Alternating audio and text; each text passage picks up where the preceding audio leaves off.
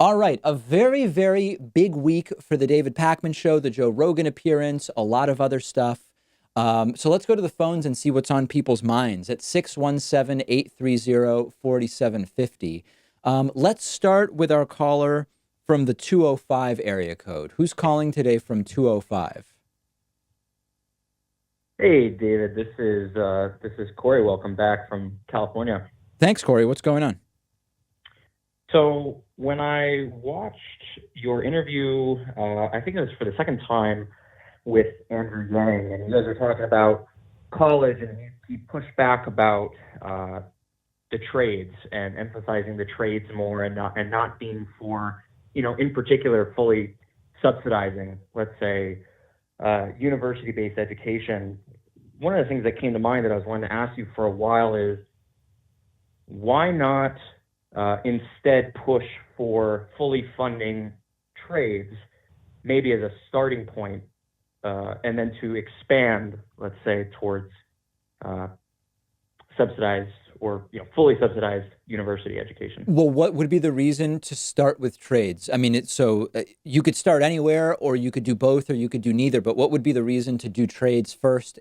How would that help us eventually get to fully subsidizing state college?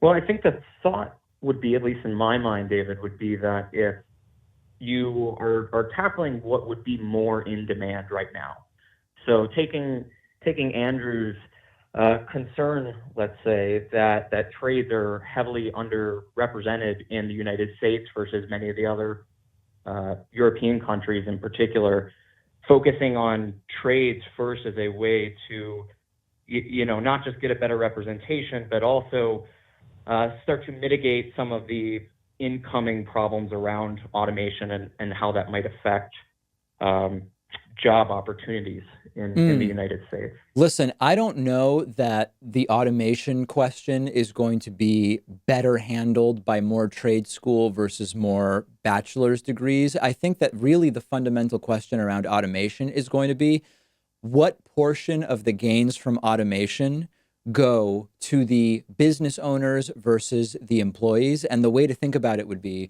imagine a company with 100 employees.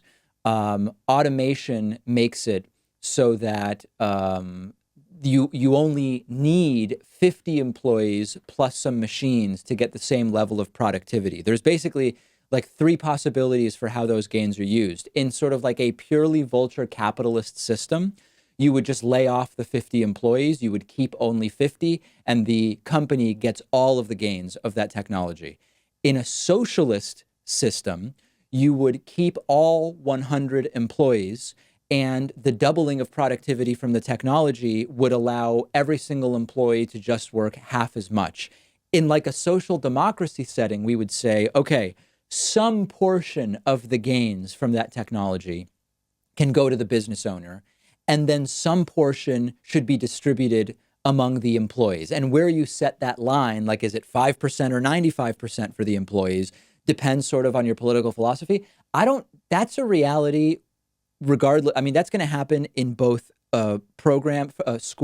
jobs rather, that you need a bachelor's degree for, and jobs that you would go to trade school for. And I think it's just a broader economic question. I don't know that we solve it more or less by saying we're going to focus on funding trade over bachelor's degrees.